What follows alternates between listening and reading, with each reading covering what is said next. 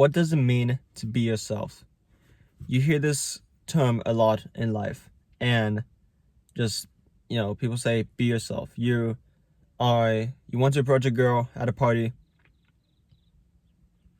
and you're talking to your bro, and you're like, I just don't know what to say, or what should I start off with, and bro's just like, just be yourself. And you're like, what the fuck does that mean? It doesn't seem to help anything at all, right? There doesn't really seem to be like a clear-cut definition of what it means, and it's just like, yeah, you hear this a lot in life, and it never seems to help the situation. For me, when people say to be yourself, I then start thinking, like, what does that mean? And then I go into a spiral of thoughts, like, it just doesn't end up being good, right? And so I put my head to this thought, and I was like, you know what? I'm going to try to come up with the best definition I can of what be yourself means. And so I did. So my definition of be yourself is to live off your instincts without fear of others judging you. Be yourself means to live off your instincts without fear of others judging you. And that's it. So essentially, it means to do whatever the fuck you feel like doing, and you don't give a fuck about what other people think. That is being yourself, right? Your instincts are your habits / just you in general, without any thought, right? Instincts come naturally. It's like if you turn on the water to wash your hands, right? And you didn't realize that somebody left it smoking hot, right? So you turn it on, you put your hands into it, and it's fucking hot, and you're like, oh shit. You get your hands out of there as quickly as possible, right? That is your instincts. That's just you, right? You don't particularly like being burnt, right? So you just take your hands out, right? There might be a couple psychopaths that watch this and they'll be like, you know what, I kind of fuck with this. No, if anybody does, don't do that. But it's just your instincts, right? What naturally comes to you without even giving a thought to it. It's just what happens, right? So you just listen to your instincts and you act on them without even thinking about what other people are thinking about you, without the fear of others' opinions, right? It's doing what you feel like doing in the moment. And so there is a there is a little bit of a warning with this. Sometimes you don't need to do exactly what you feel like doing all the time. I'm speaking in broad terms, right? If you are on the top of your roof and you're like, you know what? I wonder what it would feel like to jump off. I wonder if I could stick the landing. Meanwhile, you're like 35, 40 feet in the air, right? Obviously, yeah, I would love to know what that feels like, but common sense kind of tells me that I'm probably not going to be able to stick the landing. I'm probably going to break both my legs, maybe even my back. It's probably not going to be good. It's probably not going to be worth it, right? The ROI is not going to work. Obviously, don't listen to all your instincts, right? Or all your impulses, right? But that is a extreme example, right? But I'm telling you right now, most of your instincts you can and should trust and act on. Whatever your heart says for you to feel like doing, you should do it. The more I've done that, the simpler my life has gotten, and the more enjoyable my life has gotten as well. And it's because I'm not thinking at all. I'm turning my brain off. Because when you start to think, thinking makes you second guess yourself, right? You have a instinct that you're going to do, and then you're like, oh wait, but what if that kind of comes across as weird, or what if blah blah blah, what if, right? You start thinking into this spiral of thoughts, and that leads to overthinking. And overthinking leads to stress and anxiety, and stress and anxiety leads to a panic attack, and panic attack leads to death, right?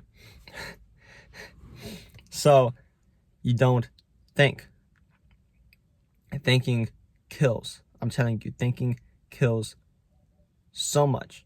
You make up all of these extreme scenarios in your head, and it literally, that would never happen, right? You are self-sabotaging it. Turn your brain off and listen to your instincts.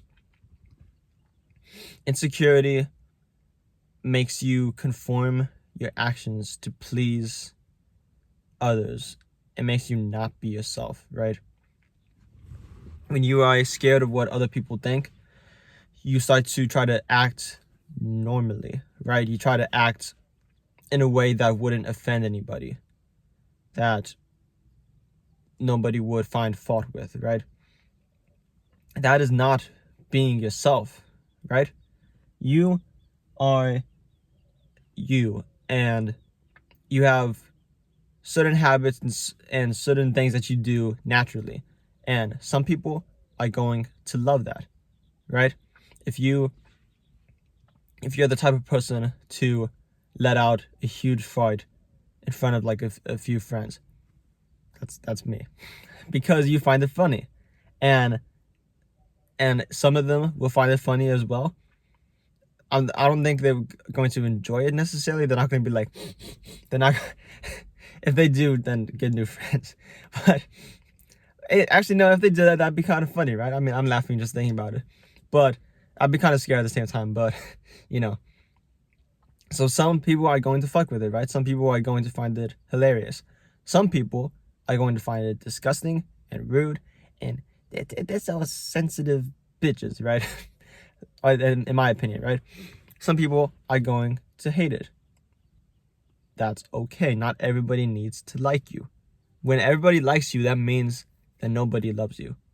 When you try to have people not hate you, and you try to be liked by everybody, that means nobody loves you. You are in this in-between safe space, and they're not seeing you, right?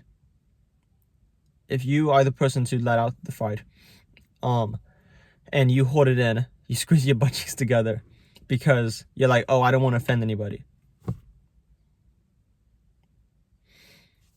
That when you do that, you may not be offending them, but you are offending yourself by not being this weird and special you that you are, right?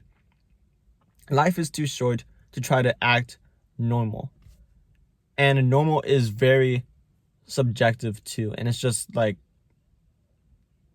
it just doesn't make sense if you think about it. You need to do what comes to you naturally. Listen to your instincts. Do what you think is funny. Make that joke. Make that statement. If you know people are going to get offended by it, say it anyway. Not everybody needs to like you, and not everybody will like you. The more you try to act normal as well, I figured this out as well. The more you try to act normal, the more you try to make people like you, the more you push them away. Is because you give off a sense of neediness.